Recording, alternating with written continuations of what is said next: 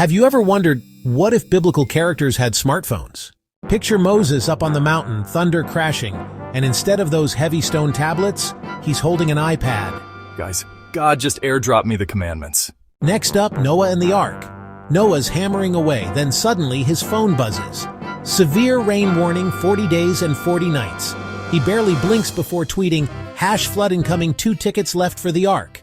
DM me. Now, David and Goliath.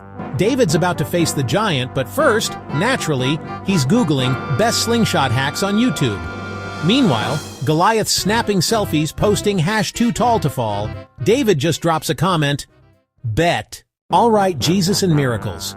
At a wedding, everyone's panicking. The wine's gone. But Jesus? He's got an app for that.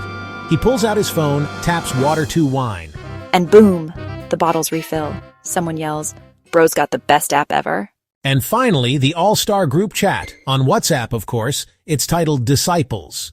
You see Peter texting, walking on water RN BRB, vertical bar, Peter, walking on water RN BRB. Jonah pops in. Send help, inside a fish, no signal. Vertical bar Jonah. Send help, inside a fish, no signal. And Noah says, stop texting, we're about to sail. Vertical bar Noah, stop texting, we're about to sail. Let's be real.